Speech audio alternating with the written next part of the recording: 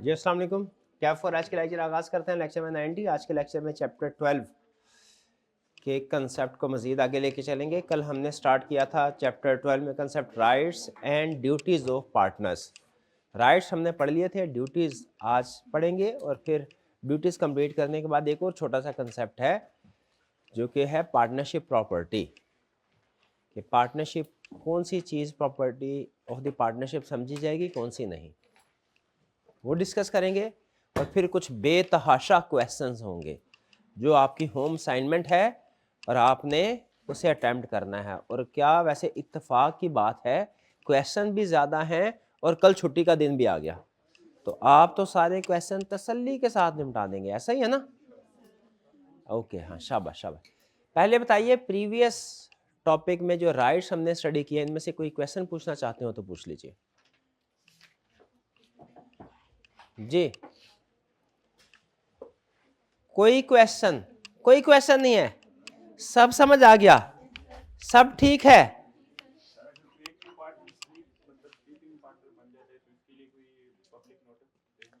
क्या पार्टनर को sleeping partner बनने के लिए पब्लिक नोटिस की जरूरत है? नहीं, वो आपस में एग्री कर ले काफी है, क्योंकि स्लीपिंग पार्टनर तो जाहिर है वो फिर कभी बिजनेस में रहा ही नहीं होगा, ठीक है, वो एक्टिव पार्टनर के तौर पे रहा ही नहीं होगा, तो लोगों को पता ही नहीं चलेगा। स्लीपिंग पार्टनर के बारे में असल में लोगों को पता ही नहीं चलता कि कभी ये पार्टनर था भी एक्टिव, तो इसलिए उसका नोटिस देने की जरूरत।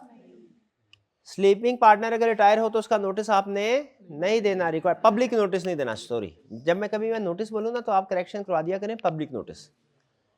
एक्टिव पार्टनर अगर रिटायर हो तो उसका पब्लिक नोटिस रिक्वायर्ड है। स्लीपिंग पार्टनर रिटायर हो, पब्लिक नोटिस रिक्वायर्ड नहीं है। क्यों? क्योंकि लोगों को कभी पता ही नहीं कि वो पार्टनर था भी, तो लोगों को बताने की जरूरत भी नहीं कि वो पार्टनर नहीं है, ठीक है।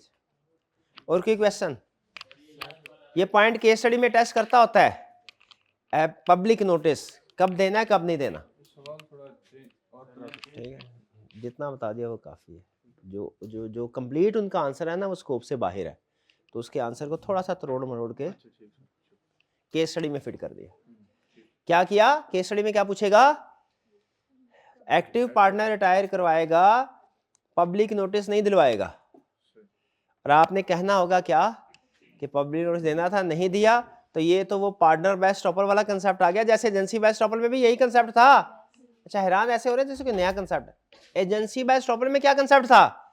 एजेंट को टर्मिनेट किया, पब्लिक नोटिस नहीं किया, एजेंट ने जो भी किया। यहां पे क्या कंसेप्ट है पार्टनर बाय स्टॉपर में? वो एजेंसी बाय स्टॉपर था, ये पार्टनर बाय स्टॉपर। क्या एक्टिव पार्टनर रिटायर हुआ, पब्लिक नोटिस नहीं दिया।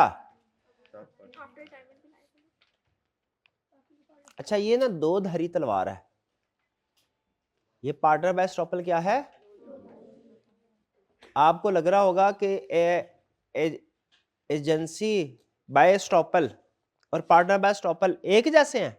ना, एजेंसी बाय स्टॉपर एक धारी तलवार है, पार्टनर बाय स्टॉपर दो धारी तलवार है। अब पूछे कैसे? हाँ, agency bye basic concept same है दोनों में। क्या?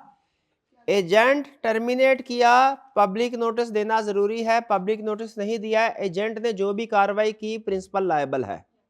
क्या?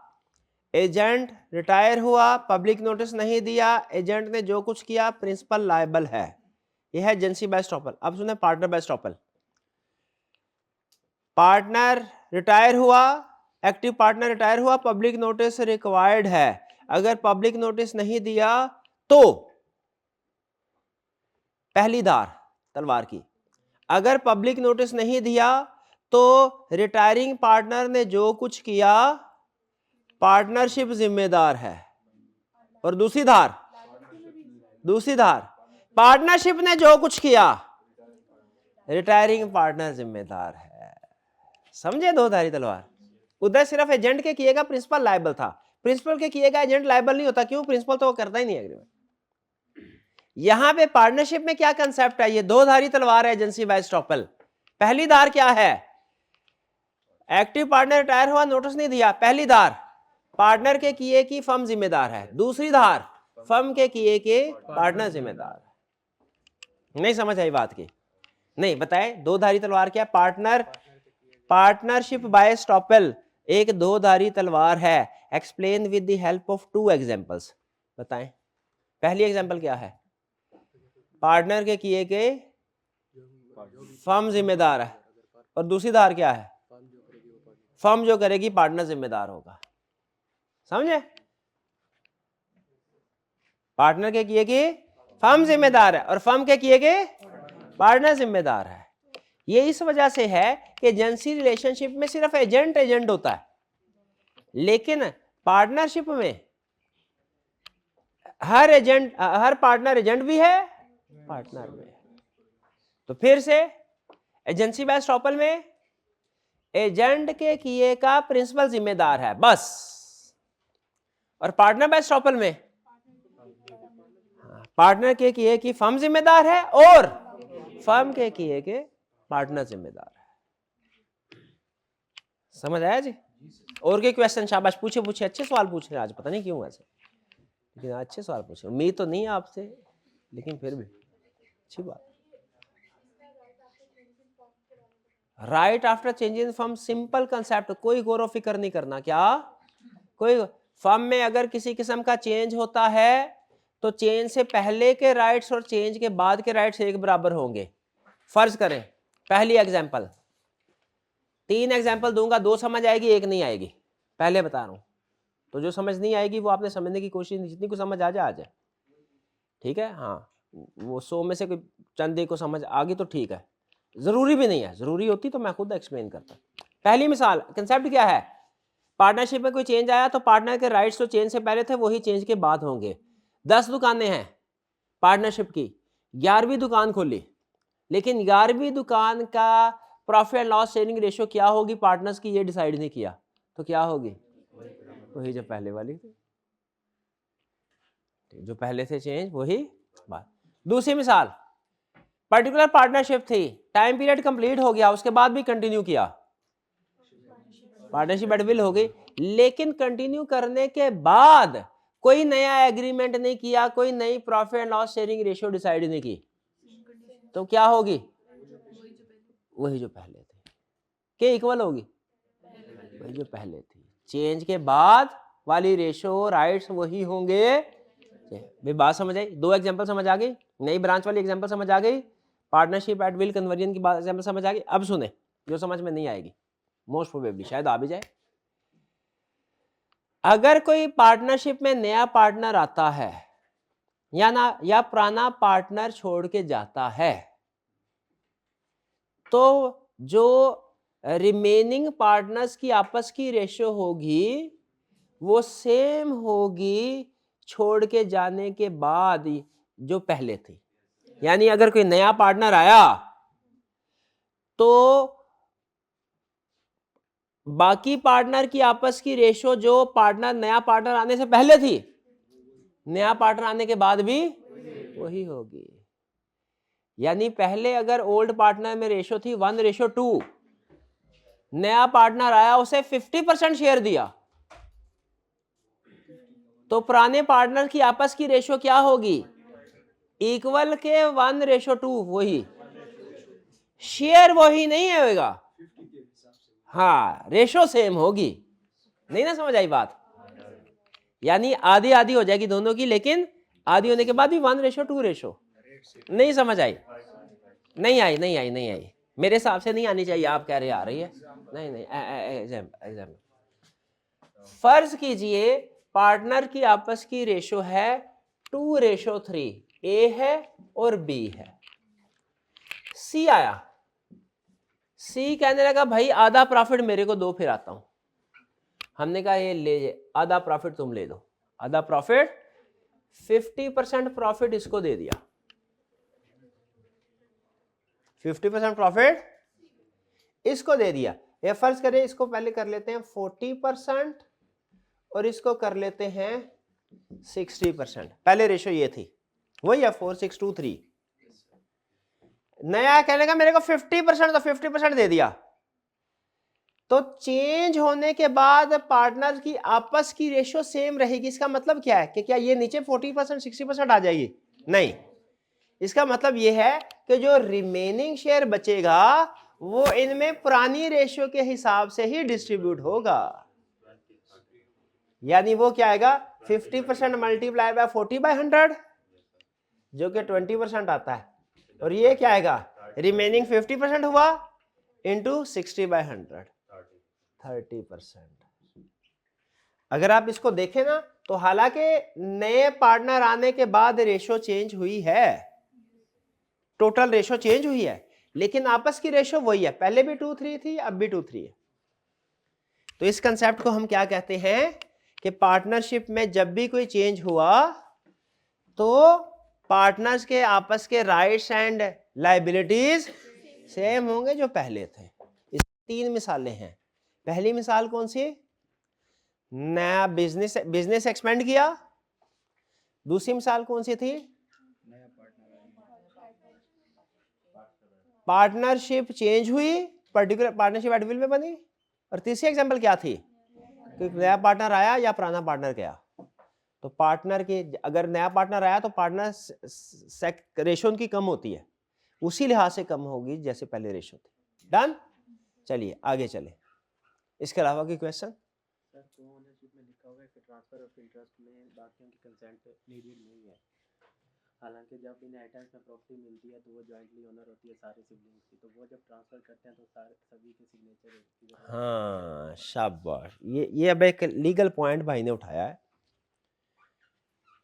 उन्होंने कहा सर कोओनरशिप में लिखा हुआ है कि कोई पार्टनर, अगर 2 भाई हैं, एक मालिक है एक दुकान के, तो दोनों मालिक है, तो कोओनरशिप में लिखा हुआ है कि एक पार्टनर सॉरी एक कोओनर अगर अपना हिस्सा बेचना चाहे तो दूसरे की कंसेंट की जरूरत नहीं है। पार्टनरशिप में कोई एक पार्टनर अपना हिस्सा बेचना चाहे सारे पार्टनर की कंसेंट की जरूरत है, ये लिखा हुआ है। कोओनरशिप में जरूरी नहीं है। इन्होंने कहा लेकिन जब कोई हिस्सा अपना बेचता है तो फिर दूसरे के साइन भी चाहिए होते हैं, बिल्कुल ऐसे ही चाहिए होते हैं। लॉ ने क्या बोला है, कंसेंट जरूरी नहीं है। अब एक लीगल केस था कुछ अर्सा पहले अखबार में पढ़ा था मैं, उसमें क्या किया, इसी तरह कुछ लोग शायद कोई 5 या 6 फैमिली मेंबर थे, 5 समझ लीजिए, वो जॉइंट ओनर थे एक प्रॉपर्टी के। 4 जो थे वो वेल ऑफ थे, उनके हालात, एक के हालात ठीक नहीं थे फैमिली, वो अपना हिस्सा बेचना चाहता था, बाकी 4 नहीं बेचना चाहते थे, ये प्रॉब्लम थी। क्या वो बेच सकता है कि नहीं? पार्टनरशिप नहीं है, कोओनरशिप है। क्या जो 5वां जिसके हालात ठीक नहीं है अपना हिस्सा बेचना चाहे बेच सकता है कि नहीं? बेच सकता, लेकिन कैसे बेचे, क्योंकि कोओनर में तो सबके साइन होना जरूरी है। भाई की बात भी ठीक है, वो कोर्ट में गया था, कोर्ट ने फिर ऑर्डर किया था बाकी सबको कि आप आपस में एग्री करें, इसके 5 हिस्से करें प्रॉपर्टी के, और एक हिस्सा इसको एलोकेट करें जो बराबर का हो, जिसपे सबका एग्री होना जरूरी है, और ये फिर अपना वो हिस्सा बेचेगा, फिर कोर्ट के जरिए से सेल कर सकते हैं। राजी बाकी फिर भी नहीं थे, लेकिन जो कि कोर्ट का ऑर्डर आ गया था तो उन्हें वो करके, वो दीवार करके उन्होंने हिस्सा उसका अलग किया और वो उसने बेचा। ठीक है जी, तो कोओनरशिप में कंसेंट के बगैर भी कर सकते। लेकिन अगर यही केस पार्टनरशिप का होता तो कोर्ट कभी भी ऑर्डर ना करती कि डिवीजन करके सेल करो। कोर्ट कहते सबकी कंसेंट जरूरी है, लॉ में लिखा हुआ। क्लियर? और की क्वेश्चन? जी,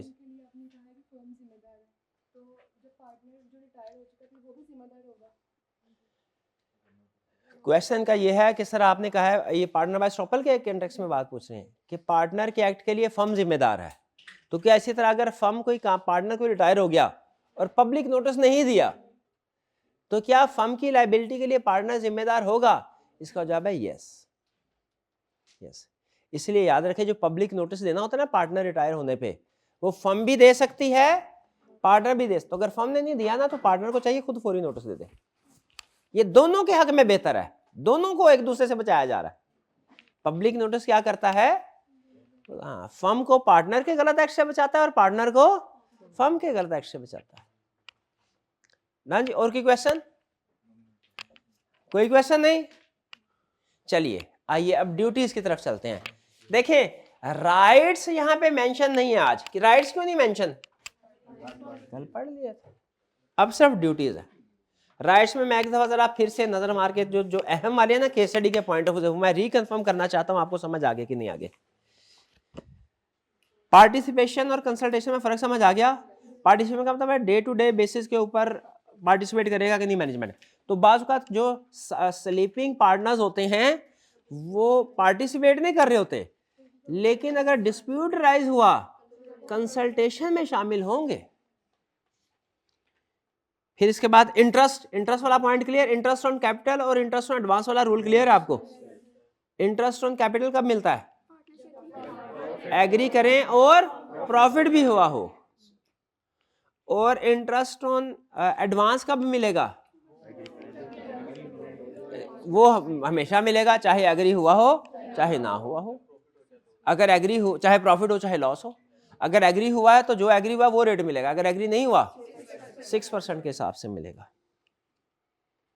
आउटगोइंग पार्टनर, इसका क्या राइट है कि इसको हिस्सा दिया जाए? अगर इसका हिस्सा सेटल नहीं किया जाता फिर आउटगोइंग पार्टनर या उसके जो भी वाली वारसान उनके पास क्या राइट है?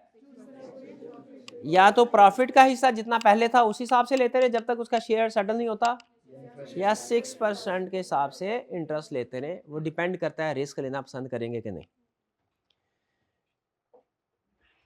और पार्टनरशिप में कुछ केसेस ऐसे हैं जिनमें ऑल पार्टनर की कंसेंट जरूरी है। वो कौन से केसेस हैं? नेचर ऑफ बिजनेस चेंज होना, नया partner, profit loss sharing ratio change होना। नेचर ऑफ बिजनेस क्या है? हम मोबाइल को बेच रहे हैं और हमने कहा एसी बेचना भी शुरू कर देते हैं। नेचर ऑफ बिजनेस चेंज हुआ कि नहीं हुआ? हुआ। और अगर मोबाइल बेच रहे हैं हम, फॉर एग्जांपल एंड्रॉयड के, हम कहें एप्पल के भी बेचना शुरू कर देते हैं, नेचर ऑफ बिजनेस चेंज हुआ है? नहीं हुआ। शाबाश। चलिए अब चल जी।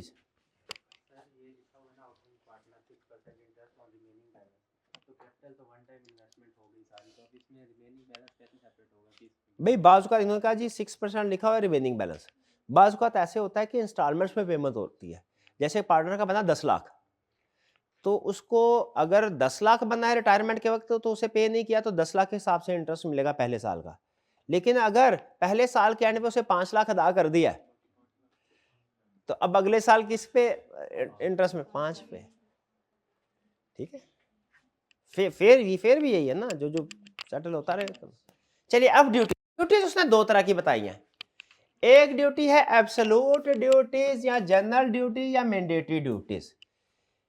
आईकैप के मुताबिक ये वो ड्यूटीज है जो पार्टनर एग्रीमेंट के जरिए से भी चेंज नहीं कर सकते, यानी जो पक्की है, जो पूरी करनी है।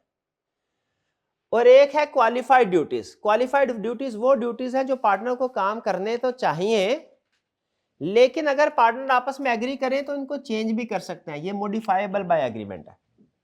ठीक है, तो ड्यूटीज दो तरह की हैं।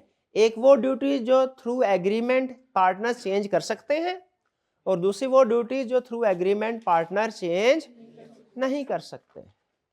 हालांकि पढ़ते हुए कोई एक दो जगहों पे मुझे ऐसे लगा कि कुछ क्लासिफिकेशन आगे पीछे हो गई है। पढ़ते हुए मुझे एक दो जगह पे लगा कि इधर वाला पॉइंट उधर, उधर वाला पॉइंट इधर आ गया है। लेकिन गैस कीजिए फिर मैंने उसे चेंज किया कि नहीं किया? नहीं किया, क्योंकि जो लॉ में लिखा हुआ है उसकी अहमियत ज्यादा है, जो मेरी कॉमन सेंस कहती है उसकी अहमियत कम है। तो इसलिए आपको भी अगर ऐसा लगे कि एब्सोल्यूट की कोई ड्यूटी क्वालिफाइड में आनी चाहिए, क्वालिफाइड की कोई ड्यूटी एब्सोल्यूट में आनी चाहिए, तो आपने क्या करना है? हाँ, अपनी कॉमन सेंस को इग्नोर करना है, लॉ प्रिवेल करेगा। अच्छा अब असूल सुनने, लायबिलिटी। हर पार्टनर की लायबिलिटी, ये पहले एब्सोल्यूट, जनरल या मैंडेटरी ड्यूटीज।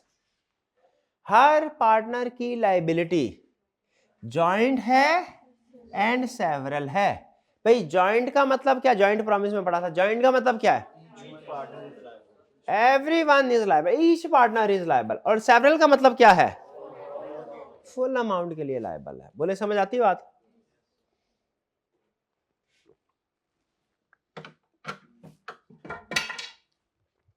अगर 3 पार्टनर थे, 3 लाख लोन लिया, ड्यू डेट पे डिफॉल्ट कर गए, बैंक ने पार्टनर ए के खिलाफ केस फाइल किया, बैंक कितने पैसे रिकवर करवा सकता है पार्टनर ए से? सारे। ये है जॉइंट एंड सेवरल लायबिलिटी। लेकिन जब पार्टनर ए सारे पैसे बैंक को दे देगा तो फिर एक्स्ट्रा अमाउंट बाकी पैसों से, बाकी लोगों से रीइंबर्स करवाएगा। ये भी वही कंसेप्ट है जॉइंट प्रॉमिस वाला। डन जी। Liability clear. दूसरा अथॉरिटी, ये तो वही कंसेप्ट था जो जॉइंट प्रॉमिस वाला, चाहे इसके साथ बैक में रेफरेंस भी लिख दे, एक तीर से दो शिकार हो जाते हैं। दूसरा अथॉरिटी, ये वही पॉइंट है जो एजेंट वाला है। बताया था ना एजेंट के बहुत से कंसेप्ट पार्टनरशिप में अप्लाई होंगे, बल्कि तकरीबन सारी कंसेप्ट समझे। क्यों भला भाई एजेंसी वाले चैप्टर के कंसेप्ट पार्टनरशिप में क्यों अप्लाई होते हैं? एजेंसी वाले कंसेप्ट पार्टनरशिप में क्यों अप्लाई होते हैं? हाँ अच्छा, क्योंकि पार्टनर भी एक दूसरे के एजेंट हैं, क्योंकि पार्टनर्स भी एक दूसरे के एजेंट है। तो क्या कंसेप्ट है एजेंसी वाले में? अगर एक एजेंट ने अपनी अथॉरिटी से एक्सीड किया तो वो ट्रांजैक्शन के लिए प्रिंसिपल नहीं लायबल, बल्कि वो खुद लायबल है, unless in case of emergency या रेटिफाइड। सेम कंसेप्ट इधर ही भाई, हर पार्टनर की एक बाजुकात ना पार्टनर की अथॉरिटी फिक्स कर दी जाती है। समटाइम पार्टनर की अथॉरिटी, जैसे पार्टनर बोरो कर सकते हैं बैंक से, या हर पार्टनर जो है वो बिजनेस में पार्टिसिपेट कर सकते हैं, ऐसा है ना। बिजनेस पार्टिसिपेट का मतलब क्या, सेल परचेज कर सकते हैं। लेकिन अगर हमने रिस्ट्रिक्ट कर दिया हो, ए पार्टनर है,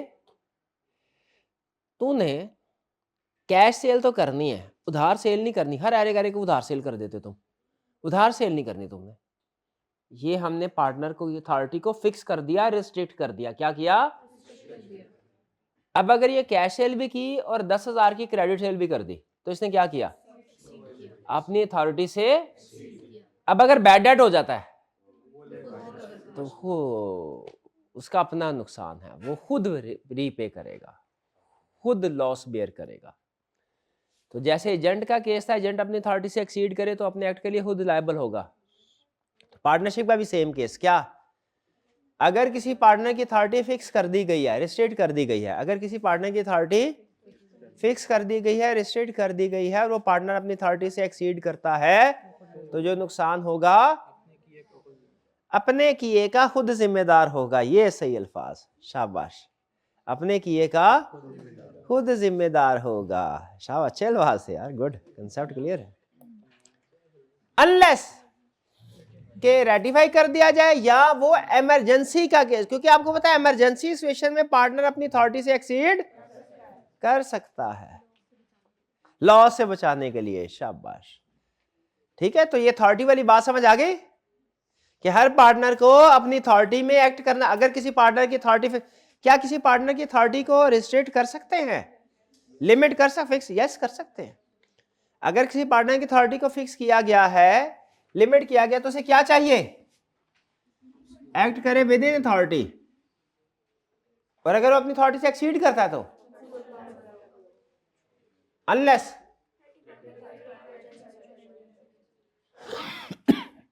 इमरजेंसी एक्शन। समझ आ गई बात की? क्या इमरजेंसी सिचुएशन हो तो फर्म को नुकसान से बचाने के लिए पार्टनर अपनी अथॉरिटी से ना सिर्फ ये कि एक्सीड कर सकता है, बल्कि उसे एक्सीड करना चाहिए। अगर नहीं करेगा तो उसे जिम्मेदार समझा जाएगा। यानी अथॉरिटी से एक्सीड करना, हाँ, सिर्फ चॉइस नहीं, ऑब्लिगेशन बन गई है, ड्यूटी है, अगर इमरजेंसी सिचुएशन आए तब। कॉमन बेनिफिट, फर्म के जितने भी रिसोर्सेज हैं, हर पार्टनर उसे फर्म के बेनिफिट्स के लिए इस्तेमाल करे या कि अपने पर्सनल बेनिफिट के लिए। फर्म का कंप्यूटर पड़ा हुआ है, उसके ऊपर अपने आजादी बिजनेस भी कर रहा है। फर्म की गाड़ी को फैमिली घुमाने फिराने के लिए भी ले जाता है। फर्म के क्लाइंट्स को ये भी कहता है, भाई मेरा एक और बिजनेस है, आप कपड़े खरीदने के लिए आए ना, और भी वैरायटियां हैं मेरे पास, वो पिछली गली में दुकान है मेरी, ये तो पार्टनरशिप की है ना, चारों की है, उधर मैंने बड़े क्लास के डिजाइन रखे हुए, उधर आ जाए। तो ये क्या है? फर्म के रिसोर्सेज को यूज करते हैं, फर्म की दुकान, फर्म की जगह, फर्म के क्लाइंट्स को यूज करते हुए पर्सनल। क्या ऐसा करना आपके ख्याल में ठीक है? तो ला ने क्या बोला कि हर पार्टनर फर्म के जो भी एसेट्स होंगे टेंजिबल या इनटेंजिबल, उन्हें किस लिए यूज करेगा?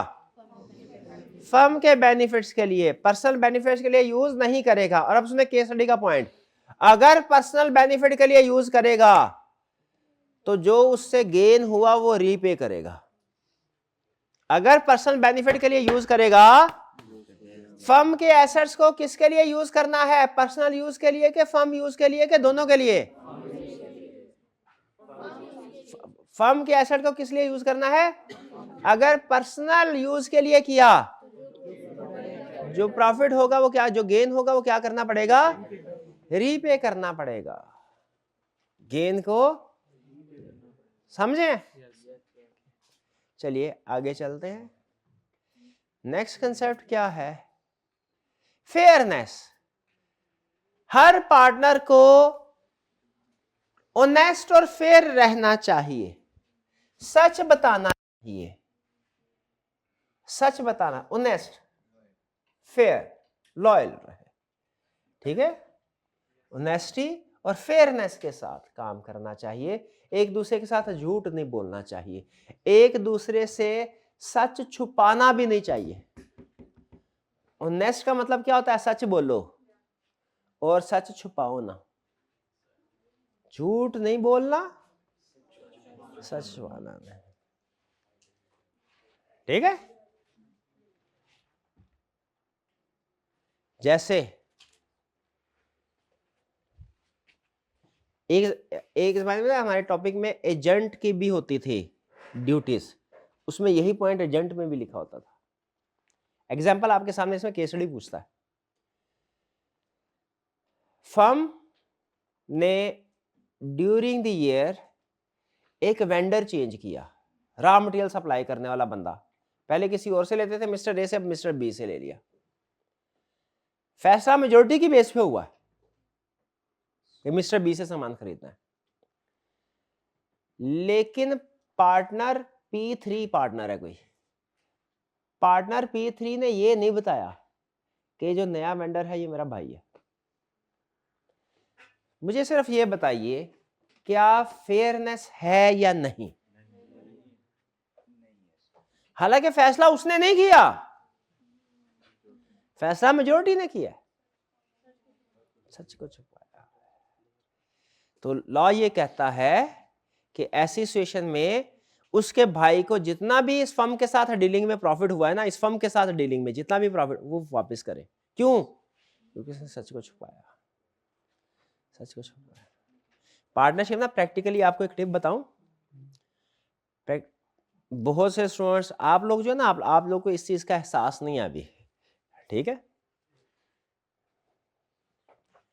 आप लोग ना हमारी सोसाइटी की क्रीम है, यानी टॉप का जो ब्रेन है ना वो है, और आप में से अक्सर स्टूडेंट जो है वो क्वालिफाई करेंगे अगर कंसिस्टेंटली के साथ चले। फेल होंगे आप में से तकरीबन हर स्टूडेंट, लगभग इक्का दुक्का के अलावा हर स्टूडेंट फेल होगा, और कई स्टूडेंट बार बार फेल होंगे।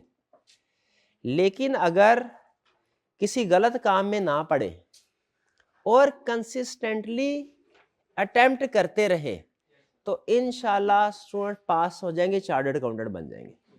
जब चार्टर्ड अकाउंटेंट बन जाएंगे तो उसके बाद या तो फर्म में ही कंटिन्यू करेंगे प्रैक्टिस, या इंडस्ट्री को ज्वाइन करेंगे कहीं CFO या अपना काम करेंगे। जब अपना काम करेंगे तो अगर तो अच्छे खासे पैसे हैं तो अकेला करेंगे, वरना 2-3 लोग मिलके काम करेंगे, पार्टनरशिप। हमारे प्रोफेशन में पार्टनरशिप्स कॉमन है, पार्टनरशिप।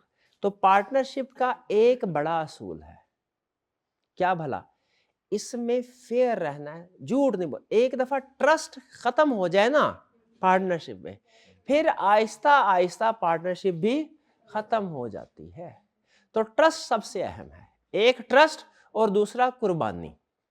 पार्टनरशिप को बचाना चाहते हैं ना, वैसे तो हर रिश्ते में ये असूल लगता है, लेकिन हम तो पार्टनरशिप एक्ट पढ़े हैं तो उसी की बात करेंगे कि पार्टनरशिप को अगर आप बचाना चाहते हैं, एक दूसरे पे ट्रस्ट करें, और जब हम एक एक रुपए का हिसाब रखना शुरू हो जाते हैं ना, फिर पार्टनरशिप नहीं चलती, थोड़ा सा कुर्बानी देनी पड़ती है। जब लाखों रुपए का प्रॉफिट हो तो हज़ारों रुपए को कैलकुलेट नहीं करना। नहीं कैलकुलेट नहीं करना, ठीक है, वरना trust factor ultimately partnership break हो जाती है। तो असल में वो यही कह रहा है, फेयरनेस में वो आपको यही समझा रहा है कि आपने एक दूसरे के साथ सच बोलना है, फेयर रहना है, must be honest and fair. झूठ नहीं बोलना और सच छुपाना नहीं है। केस स्टडी में सच छुपाने को टेस्ट करेगा, झूठ बोलने को टेस्ट नहीं करेगा, सच छुपाने को। सच छुपाना भी गलत है, एग्जाम्पल मैंने आपके सामने रख दी, बाकी एग्जाम्पल केस स्टडी में आएंगी। अगर ऐसा किया तो जो प्रॉफिट हुआ था उस ट्रांजैक्शन पे, उसे हम बोलते हैं सीक्रेट प्रॉफिट। अगर कोई पार्टनर सच को छुपा के सीक्रेट प्रॉफिट अर्न करे तो उसे क्या करना है, हमको रिटर्न करना है। फेयरनेस समझ आ गया। ट्रू अकाउंट्स, अब उसे लाख रुपया दे के भेजा जाए, जाओ सियालकोट में जाके एडवर्टीजमेंट करके आओ, और वो सियालकोट में एडवर्टीजमेंट करके हफ्ते बाद वापस आए और उसे पूछा जाए बताओ किधर किधर पैसे खर्च किए, तो वो आगे से ये ना कहे तुमने मुझे बेईमान समझा हुआ है, तुमने मुझे फ्रॉडिया समझा हुआ है, तुम्हारा क्या ख्याल, मैं खा भी क्या हूं, ये ना कहे, बल्कि क्या करे, हिसाब किताब दे। हर पार्टनर का ये काम है, हिसाब किताब। और याद रखें, एक और एडवाइस दे रहा हूं, शायद कभी जिंदगी का काम है, कभी किसी दूसरे के पैसे को हाथ नहीं लगाएं। दूसरा खुद भी आके कहेगा ना, उसके पैसे को हाथ नहीं लगाना, नहीं लगाना, ठीक है। और अगर फर्ज कीजिए कभी पैसा रखना भी पड़ा, तो याद रखिए एक एक पैसे का हिसाब आपने लिखना है, एक एक पैसे का हिसाब लिखना है। पैसा बड़ी सेंसिटिव चीज है, बुरी चीज तो नहीं मैं कहूँगा, बुरी मानना, सेंसिटिव चीज है, इसको हिसाब किताब तरीके से डील करना है। फुल डिस्क्लोजर क्या कह रहा है, कह रहा है कि सारी इंफॉर्मेशन, ये फुल डिस्क्लोजर उसी से फेयरनेस से मिलता जुलता है। फुल डिस्क्लोजर क्या, कि जो भी ट्रांजैक्शन की डिटेल है, जो भी सारी की सारी, कुछ छुपाओ ना, कुछ फुल डिस्क्लोजर। और मुझे फुल डिस्क्लोजर से याद आ गया, ये कंसेप्ट तो हम यहाँ पे जो पार्टनर का पढ़ रहे हैं, ये कंसेप्ट तो हम कंपनी लॉ में डायरेक्टर वाले टॉपिक में भी पढ़ चुके हैं यार, डिस्क्लोजर ऑफ डायरेक्टर्स इंटरेस्ट। तो मुझे बताइए कि डायरेक्टर का किसी कॉन्ट्रैक्ट में इंटरेस्ट उसे डिस्क्लोज करना चाहिए कि नहीं, तो पार्टनर का अगर नहीं करता तो लायबल है कि नहीं, तो पार्टनर्स का भी अगर किसी कॉन्ट्रैक्ट में इंटरेस्ट है और डिस्क्लोज करना चाहिए कि नहीं, और अगर नहीं करता तो वही कंसेप्ट है, वही कंसेप्ट है। आगे चले जी, ये फुल डिस्क्लोजर ध्यान में रखिएगा, केस स्टडी पूछेगा। फ्रॉड इंडेमनिटी, अगर किसी पार्टनर ने जानबूझ के फर्म को नुकसान पहुंचाया तो ये फ्रॉड है, वो कंपनसेट करेगा। और अगर अनजाने में एक फ्रॉड है क्या, नेग्लिजेंस। लफ्ज फ्रॉड और लफ्ज नेग्लिजेंस में क्या फर्क है,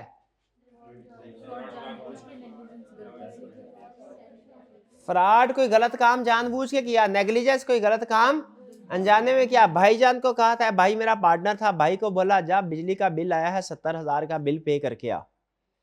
ये भाई गए और 70,000 का जुआ खेल के आ गए, ये क्या, और आके कहने लगे पे हो गया है, अगले महीने बिल लग के आ गया जुर्माने के साथ।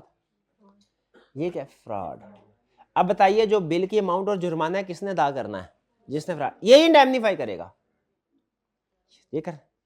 अच्छा, और मैंने कहा भाई ये बिल पे करके आओ, उसने कहा अच्छा अभी करके आता हूं सर।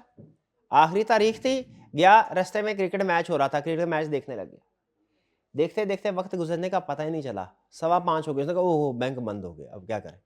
अगले दिन ऑनलाइन ठहर जा भाई, जितना केस है उतने केस का ऑपरेशन ना करे। अगले दिन जुर्माना लग गया। अब मुझे बताइए ये फर्म को नुकसान हुआ इसकी वजह से, ये क्या फ्रॉड है, नेग्लिजेंस है। फ्रॉड की वजह से नुकसान हो या नेग्लिजेंस की वजह से नुकसान हो, ये इंडेमनीफाई करेगा। इंडेमनीफाई मतलब कंपनसेट करेगा। लेकिन फ्रॉड को उन्होंने एब्सोल्यूट ड्यूटीज में डाला, फ्रॉड को इंडेमनीफाई करना, कि ये करे ही करेगा इंडेमनीफाई। लेकिन नेग्लिजेंस के केस में अगर पार्टनर चाहे तो इसको माफ कर सकते हैं। फ्रॉड की माफी नहीं है,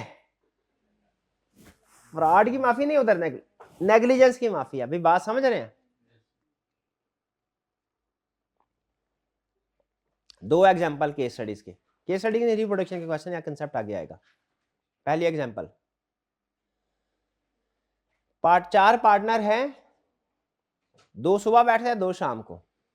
जो शाम को पार्टनर बैठते हैं उसने दराज खोला, दराज में पैसे पड़े हुए थे, उसने जेब में डाले और दुबई निकल गया। क्या इसकी कोई लायबिलिटी है इस पार्टनर की? आप कहेंगे ये फ्रॉड किया है, ये फर्म को इंडेमनीफाई करेगा। डन? भी करेगा कि नहीं करेगा? अब परेशान क्यों हो गए हैं? अब फर्म के पैसे लेके दुबई निकल गया है सैरो तफरी करने के लिए, तो इंडेमनीफाई करेगा। दूसरा केस, फर्म का दराज खोला, कोई पैसा नहीं था, खाली था। कस्टमर आया, कस्टमर से पैसे लिए, फर्म के नाम की रसीद दी, पैसे जेब में रखे और दुबई निकल गया। अब बताइए इंडेमनीफाई करेगा कि नहीं? करेगा। क्या बाकी पार्टनर ये कह सकते हैं कस्टमर को, भाई तुम्हारे पैसे तो ले गया, दुबई ले गया भैया, पुराना तो तुम्हारा नुकसान हुआ है। नुकसान किसका है? फर्म का नुकसान हुआ है। समझ? तो ये दोनों फ्रॉड है, दोनों में इंडेमनिफिकेशन। तो फ्रॉड के केस में भी इंडेमनिफिकेशन है, नेग्लिजेंस के केस में इंडेमनिफिकेशन है। फर्क क्या है? फ्रॉड के केस में इंडेमनीफाई करना ही करना है, जबकि नेग्लिजेंस के केस में हो सकता है कि माफी मिल जाए, हो सकता है मिल जाए। गलती की माफी होती है, जुर्म की थोड़ी होती है। ये गलती है, ये जुर्म है, इसकी तो सजा मिलेगी। भाई ये एब्सोल्यूट ड्यूटीज समझ आ गई? कोई प्रॉब्लम तो नहीं? इसमें केस स्टडी के पॉइंट ऑफ व्यू से अहम ड्यूटीज कौन कौन सी हैं? ये और ये फुल डिस्क्लोजर, सीक्रेट प्रॉफिट, बस। बाकी रिप्रोडक्शन के लिए। आगे चलें जी। नेक्स्ट कंसेप्ट क्या है? ड्यूटी। क्या ड्यूटी? Firm property. क्या कि फर्म के जितने भी एसेट्स हैं वो किसके लिए यूज किए जाएंगे? फर्म के पर्पस के लिए। पर्सनल पर्पस में यूज किए तो आपको बेनिफिट रीपे करना पड़ेगा अगेन। लेकिन याद रखें ये मॉडिफाइबल ड्यूटीज है। मॉडिफाइबल का मतलब क्या है? अगर पार्टनर चाहे तो आपस में एग्री कर सकते हैं कि भाई ये फर्म की प्रॉपर्टी है, 9 to 5 तो फर्म के लिए यूज होगी ये गाड़ी, 5 बजे के बाद पर्सनल पर्पस के लिए भी यूज कर सकते हैं। अगर एग्रीमेंट में तय पा गया तो फिर पर्सनल के लिए भी यूज कर सकते हैं, वरना अगर एग्रीमेंट साइलेंट है तो फर्म की प्रॉपर्टी फर्म के यूज के लिए, बस। दूसरी बात कोई नहीं। फर्म की प्रॉपर्टी होगी किसके लिए? अच्छा, लफ्ज प्रॉपर्टी से क्या मुराद है? टेंजिबल एसेट, इनटेंजिबल दोनों, current asset, non current asset दोनों, हर तरह का एसेट। हर तरह के एसेट को लॉ की लैंग्वेज में क्या बोलते हैं? प्रॉपर्टी। और हर तरह की लायबिलिटी को क्रेडिटर। चलिए आगे चलते हैं। नॉन कंपटीशन, सबसे अहम कंसेप्ट आज के लेक्चर का। केस स्टडी के पॉइंट ऑफ व्यू से मोस्ट, इनसे भी ज्यादा अहम। अब ये थोड़ा समझने की बात है। मेरा सवाल, क्या कोई पार्टनर पार्टनरशिप के अलावा कोई दूसरा बिजनेस कर सकता है?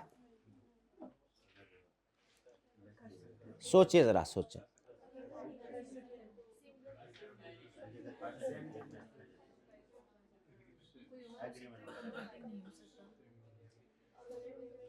अब इसका जवाब सुने। कितने स्टूडेंट का ख्याल है पार्टनर को इजाजत होनी चाहिए फर्म के अलावा कोई और बिजनेस भी कर ले? कितनों का ख्याल है नहीं होनी चाहिए? आउटगोइंग की नहीं हो रही, एग्जिस्टिंग पार्टनर की हो रही, करंट पार्टनर। इट डिपेंड्स के बिजनेस कौन सा है। सवाल क्या है? क्या कोई पार्टनर पार्टनरशिप के अलावा कोई और बिजनेस कर सकता है? तो जवाब क्या है? इट डिपेंड्स कि वो बिजनेस सिमिलर है क्या डिफरेंट है। सिमिलर बिजनेस को कंपीटिंग बिजनेस भी कहते हैं। जैसे क्लॉथ बिजनेस है तो दूसरा क्लॉथ बिजनेस कंपीटिंग बिजनेस है, मोबाइल शॉप है दूसरी मोबाइल शॉप कंपीटिंग बिजनेस है।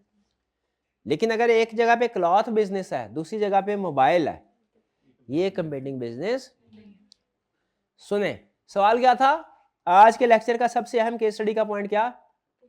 क्या एक पार्टनर एग्जिस्टिंग पार्टनर में रहते हुए कोई और बिजनेस में इंगेज हो सकता है। इंगेज होने का मतलब कोई बिजनेस रन कर सकता है, ओन कर सकता है, मैनेज कर सकता है, वगैरह वगैरह। इसका जवाब है डिपेंड्स। अगर तो डिफरेंट बिजनेस है तो फिर कर सकता है अनलेस प्रोहिबिटेड बाय एग्रीमेंट। अगर तो डिफरेंट बिजनेस है, क्या है, कोई भी पार्टनर डिफरेंट बिजनेस कर सकता है अनलेस प्रोहिबिटेड बाय एग्रीमेंट। ये बात समझ आ रही है? यानी इसका अनलेस प्रोहिबिटेड का मतलब क्या हुआ? अगर एग्रीमेंट साइलेंट है तो पार्टनर सिमिलर बिजनेस नहीं कर सकता, डिफरेंट बिजनेस कर सकता है। अगर एग्रीमेंट साइलेंट है, पार्टनर सिमिलर बिजनेस नहीं कर सकता, डिफरेंट बिजनेस कर सकता है। एग्रीमेंट साइलेंट है, सिमिलर बिजनेस नहीं कर सकता, डिफरेंट बिजनेस कर सकता है, सिमिलर बिजनेस नहीं कर सकता, डिफरेंट बिजनेस कर सकता है, अनलेस प्रोहिबिटेड। यानी क्या एक पार्टनर डिफरेंट बिजनेस कर सकता है? डिफरेंट पूरी बात बताएं, कर सकता है अनलेस, यानी अगर एग्रीमेंट साइलेंट है तो डिफरेंट बिजनेस कर सकता है, और एग्रीमेंट में मना किया गया है कि आप डिफरेंट बिजनेस में नहीं कर सकते, तो याद रखें फिर डिफरेंट बिजनेस भी नहीं कर सकते। ये सारी बात हम ना करंट पार्टनर की कर रहे हैं, रिटायरिंग वाले की, आउटगोइंग की नहीं। तो क्या पार्टनर डिफरेंट बिजनेस कर सकता है? यार तेरी मेहरबानी पूरी बात बता दे यार, पूरी बात बता दे पूरी बात। क्या पार्टनर डिफरेंट बिजनेस कर सकता है? ये आपके वाल भैया, अनलेस प्रोहिबिटेड। इसका मतलब क्या? अगर एग्रीमेंट साइलेंट है तो डिफरेंट बिजनेस कर सकता है। अगर एग्रीमेंट में पाबंदी लगा दी कि कोई पार्टनर दूसरा बिजनेस नहीं करेगा, तो फिर वो दूसरा, चाहे वो दूसरा बिजनेस डिफरेंट ही क्यों ना हो, नहीं कर सकता। ठीक है? और अगर बिजनेस सिमिलर हो तो क्या रूल है? एक पार्टनर सिमिलर बिजनेस नहीं कर सकता अनलेस अलाउड बाय एग्रीमेंट। नहीं समझ आई? यानी अगर एग्रीमेंट साइलेंट है तो partner similar business, competing business कर सकता है? नहीं कर सकता। और अगर पार्टनरशिप में कम्युनिकेट कर दिया गया, बता दिया गया, इजाजत दे दी गई कि मिस्टर ए कोई दूसरा क्लॉथिंग बिजनेस भी कर रहा है, कर सकता है, तो फिर क्या, सिमिलर भी कर सकता है। बात कुछ ना मिक्स सी हो रही है ना? नहीं हो रही है। बताइए क्या एक पार्टनर अदर बिजनेस कर सकता है? इसका जवाब क्या है? It depends. अगर डिफरेंट बिजनेस है तो कर सकता है अनलेस प्रोहिबिटेड बाय एग्रीमेंट, और अगर सेम बिजनेस है तो नहीं कर सकता अनलेस। इसका मतलब है अगर पार्टनरशिप एग्रीमेंट साइलेंट है तो सिमिलर बिजनेस नहीं कर सकता, डिसिमिलर बिजनेस। समझे कि नहीं? देखिए जरा पढ़ के देखिए, यही लिखा हुआ है कि कुछ और लिखा हुआ है?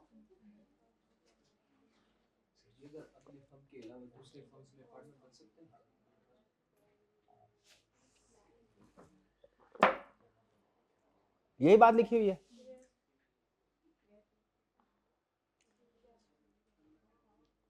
कि अगर पार्टनरशिप एग्रीमेंट साइलेंट है,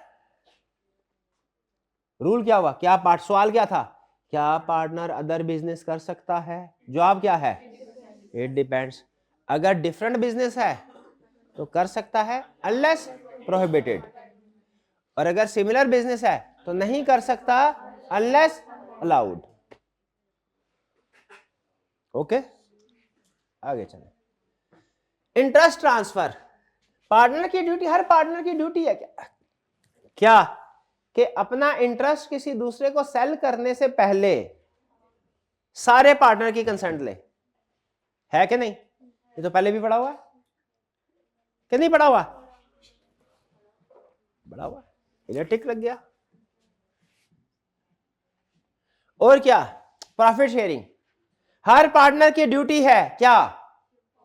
इक्वल प्रॉफिट शेयर करे, अनलेस एग्रीड अदरवाइज अगर पार्टनरशिप में कुछ भी एग्री नहीं हुआ तो प्रॉफिट लॉस शेयरिंग क्या ड्यूटी है? क्या कोई ये शोर ना मचाए कि मैं ज्यादा काम करता हूं मुझे ज्यादा हिस्सा मिलना चाहिए, नहीं। अगर प्रॉफिट शेयरिंग रेशो नहीं मेंशन हुई तो क्या रेशो होगी? अच्छा, आप जरा टेक्निकल पॉइंट सुने। प्रॉफिट शेयरिंग रेशो मेंशन नहीं हुई तो क्या होगी? और मेंशन हुई है तो लॉस शेयरिंग। अच्छा, प्रॉफिट शेयरिंग रेशो मेंशन हुई है, लॉस शेयरिंग रेशो मेंशन नहीं हुई, तो फिर क्या होगा? लॉस शेयर नहीं होगा या कि प्रॉफिट शेयरिंग के हिसाब से लॉस शेयर होगा?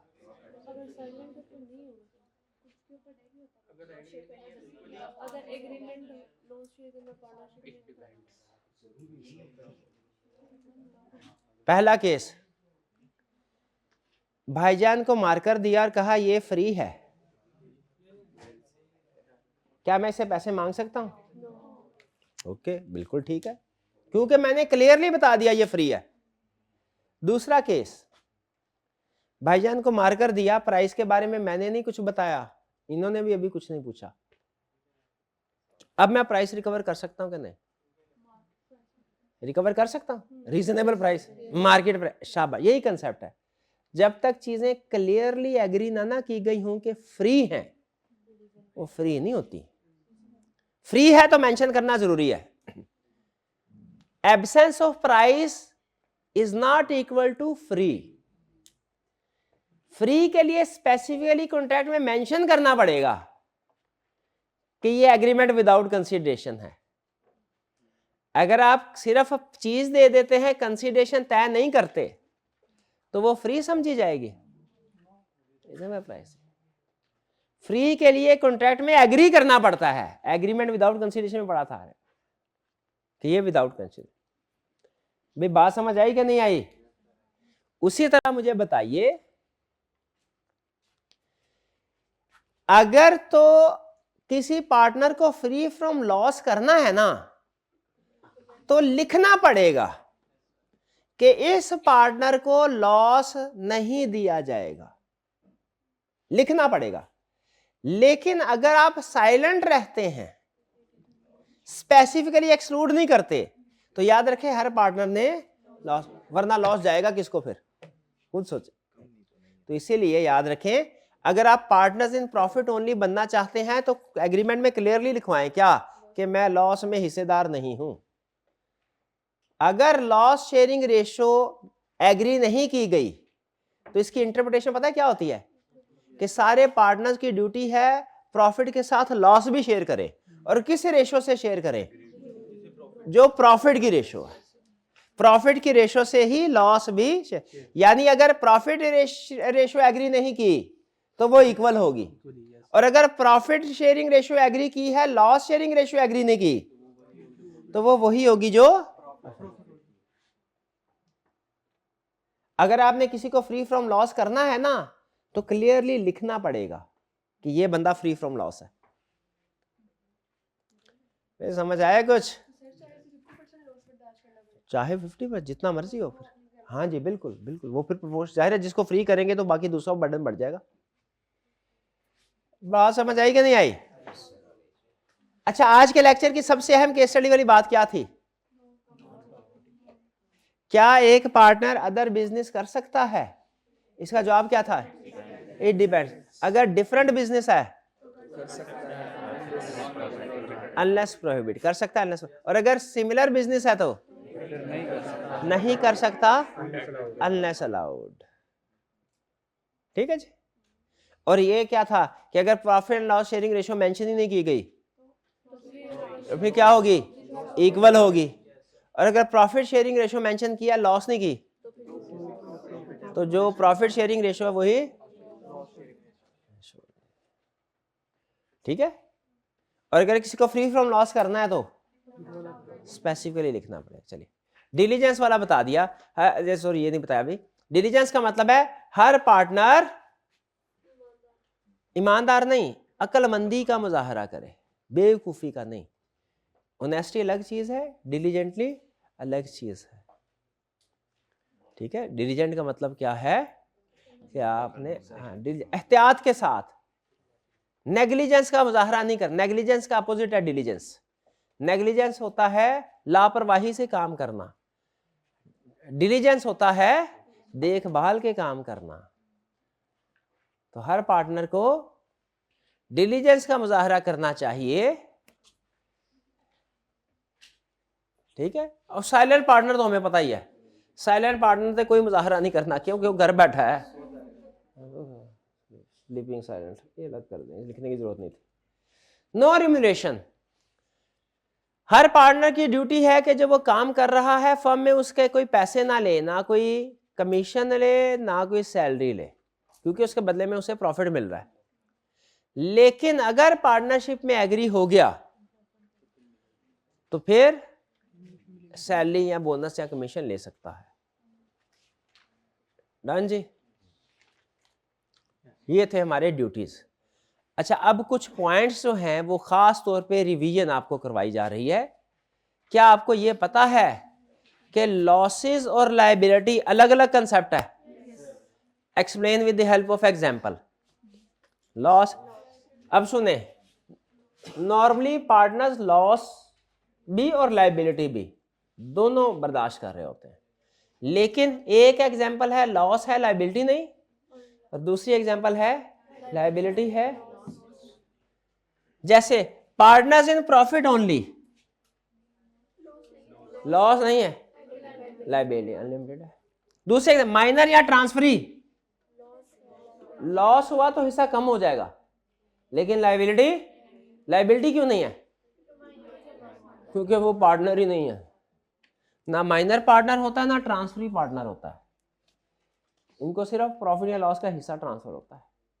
ये बात समझ आई कि नहीं आई? कंसेप्ट क्या है? लॉसेस अलग चीज है, लायबिलिटी अलग चीज है। एक्सप्लेन किया दो एग्जांपल से। पहली एग्जांपल क्या? पार्टनर्स इन प्रॉफिट ओनली, क्या मतलब? Loss no, liability yes. और माइनर और transferee, loss yes, liability no. तो दोनों कंसेप्ट डिफरेंट हो गए। केस स्टडी में ध्यान रखिएगा अगर कभी पूछ लिया। चलिए, ये थे हमारे राइट्स और ड्यूटीज। अब एक कंसेप्ट है हमारा पार्टनरशिप प्रॉपर्टी।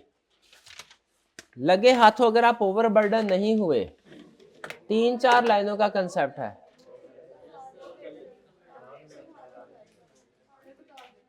कितने स्टूडेंट्स का ख्याल है निपटाते जाएं? ये भी कितने स्टूडेंट्स का ख्याल है नहीं निपटाने वाले ज्यादा? कोई नहीं, कोई ले ले, ब्रेक ले ले, सांस ले ले 2-4 मिनट, मुझे कोई जल्दी नहीं है, आपको भी उम्मीद है जल्दी नहीं। अभी तो हमारा 11 मिनट पड़े हुए हैं। अभी तो जो आपके दूसरे टीचर ने हमें डेडलाइन दी हुई है उसमें भी 11 मिनट पड़े हुए हैं। लीगल इलीगल क्या बोल रहे हैं भाई? और ये डेफिनेशन है भी आसान, मुश्किल होती तो जाहिर है मैं पूछता ना, मैं खुद ही फैसला कर लेता।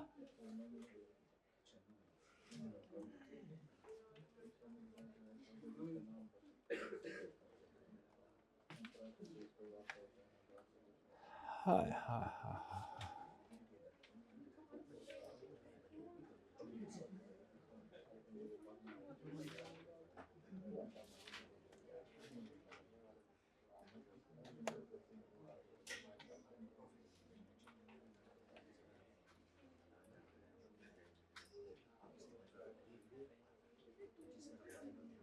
ये छोटे से 3-4 लाइनें, आप पता नहीं क्यों परेशान हो रहे थे।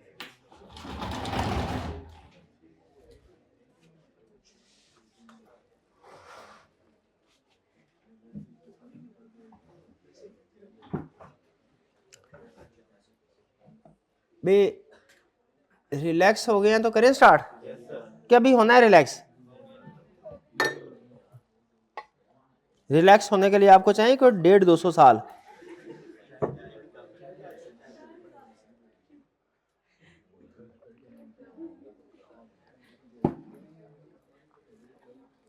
दिमाग आपका खूब चलता है अपने फायदे वाली बात पे, पढ़ाई पे नहीं।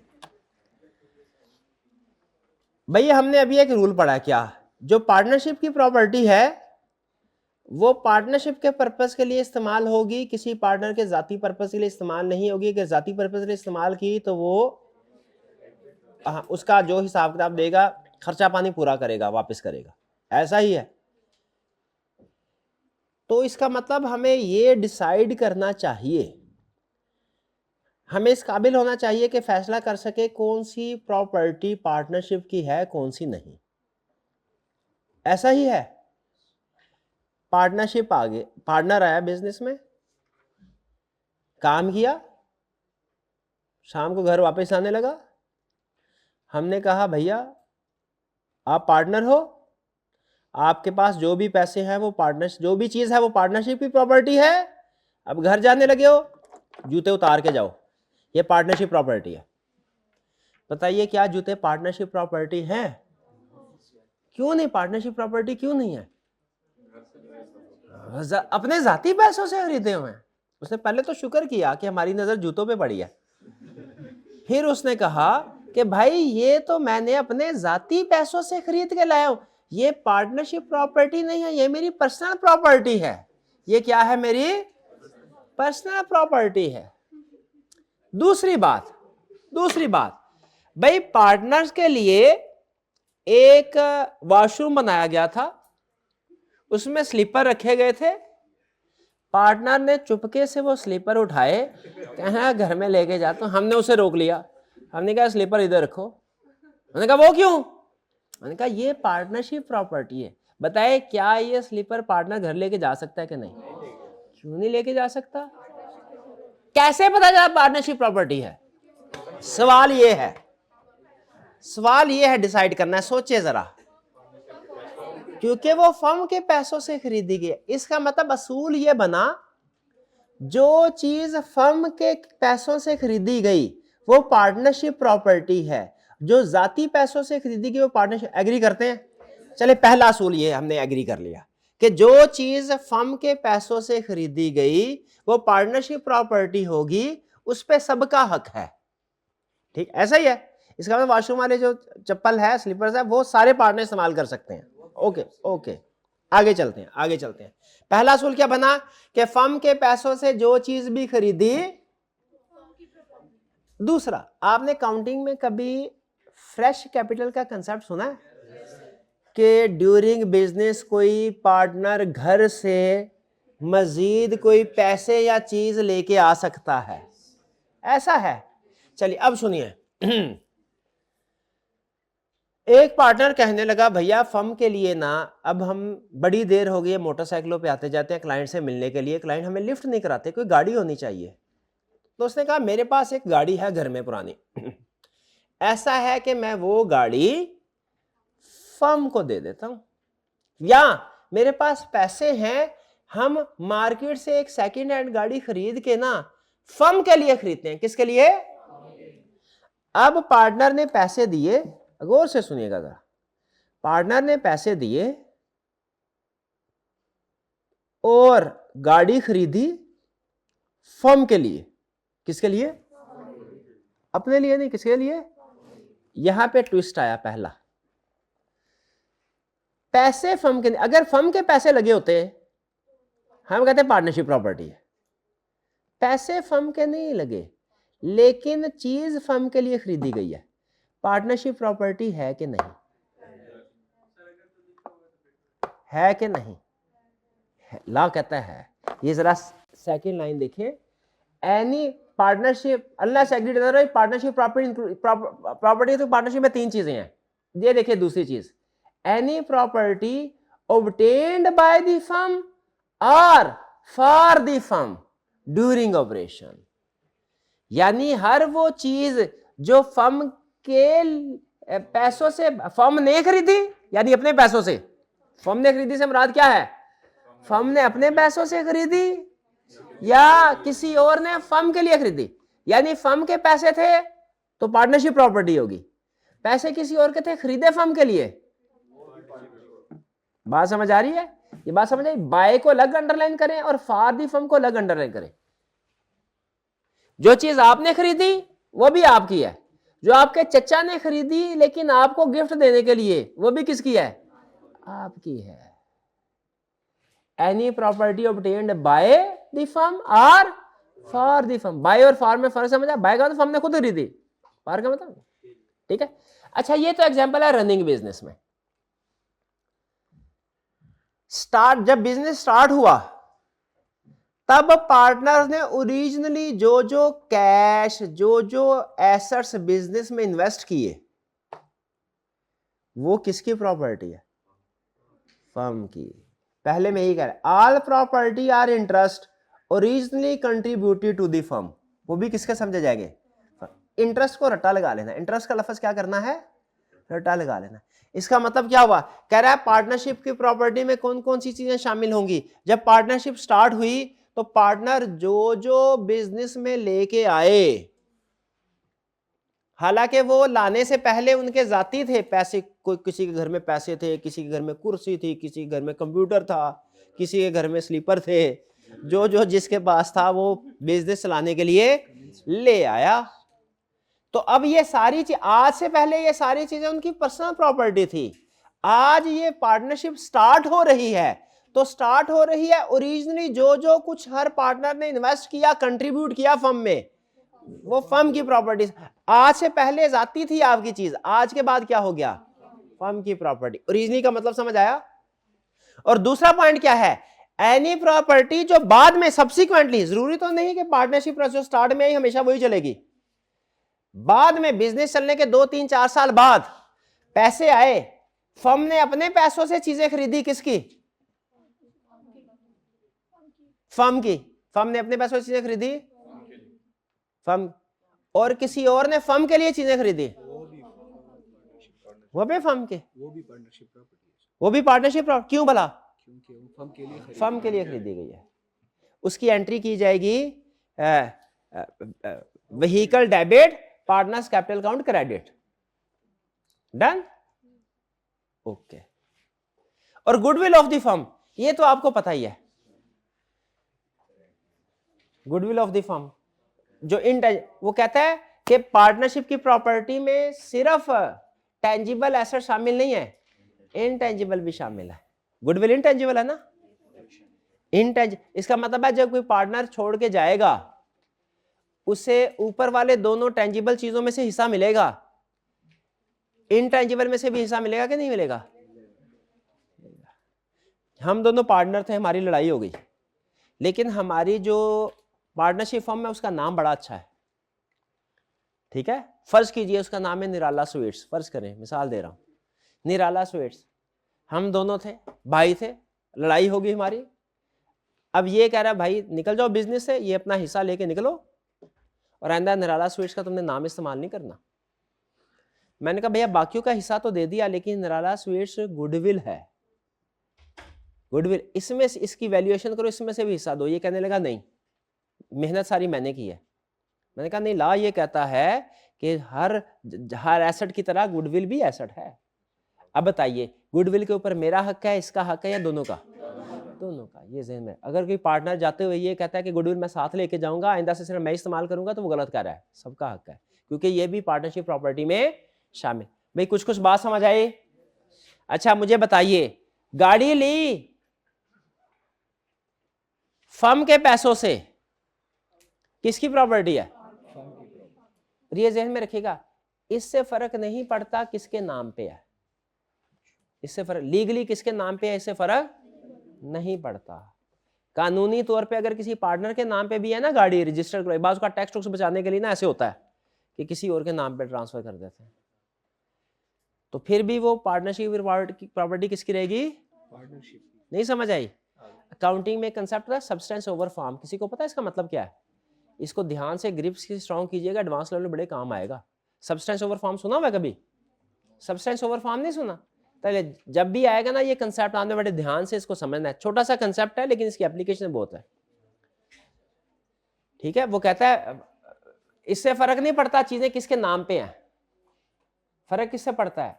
कौन इस्तेमाल करेगा, किसके नाम पे है। दुनिया का निजाम ऐसा है, लोगों की अरबों रुपयों की प्रॉपर्टी होती है, इस्तेमाल कोई दूसरे लोग कर रहे होते हैं, फायदा किसे?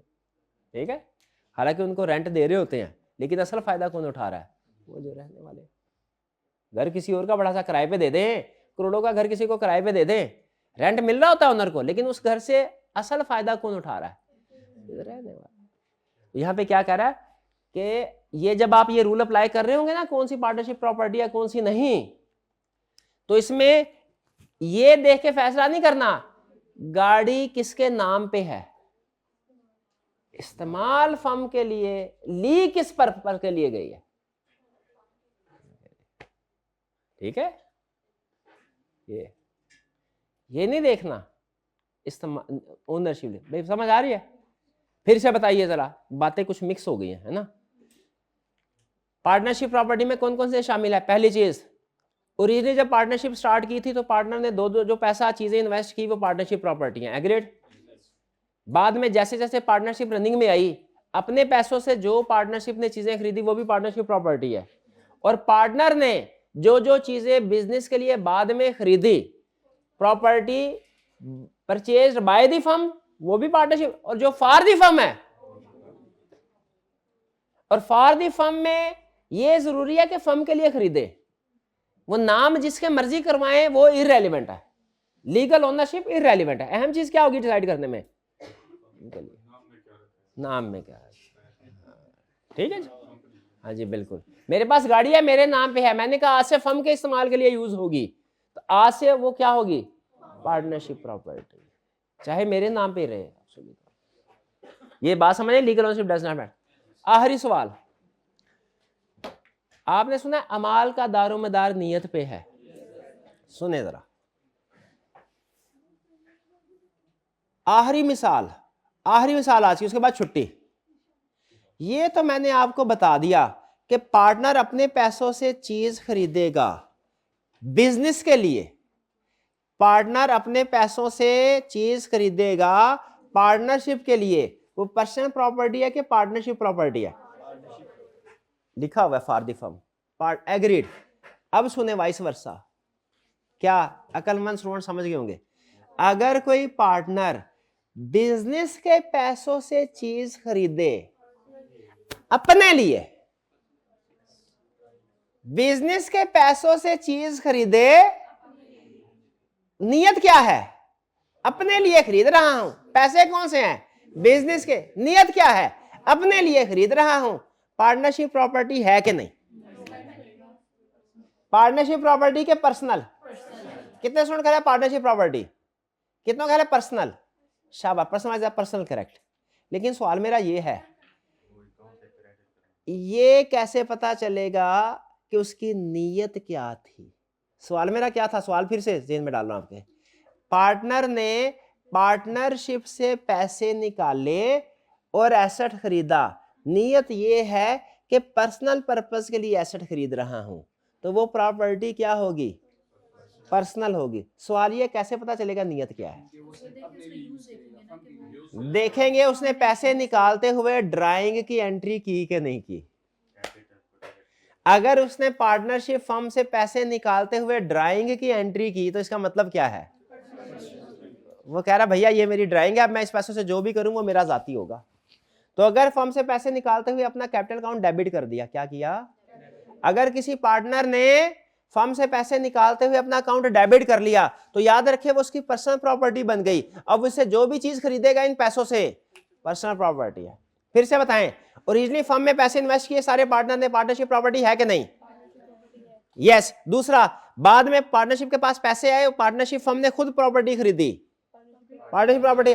तीसरा केस, पार्टनर ने बाद में अपने कोई बाद में रनिंग बिजनेस में अपने पैसों से पार्टनरशिप के लिए चीज खरीदी, प्रॉपर्टी है। तीसरा आखिरी सवाल, पार्टनरशिप के पैसों से किसी पार्टनर ने अपने लिए चीज खरीदी तो उसकी नीयत पे डिपेंड करता है। और नीयत कैसे पता चलेगी, अगर पार्टनरशिप से पैसे निकालते हुए अपना अकाउंट डेबिट किया है फिर चीज खरीदी है तो मतलब ड्राइंग है, वो कह रहा है ये मेरे पैसे मेरे हो गए, मैं जो मर्जी खरीदूं, पर्सनल।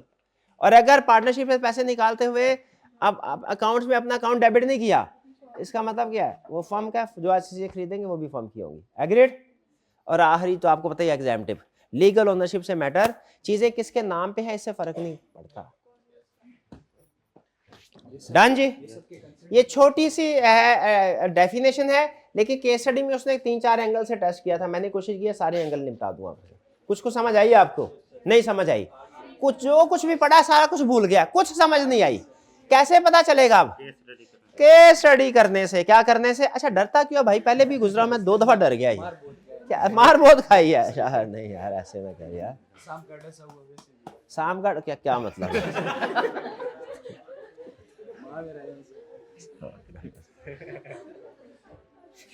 फौरी तौर पे ये लेक्चर यहीं पे खत्म करते हैं, फौरी तौर पे।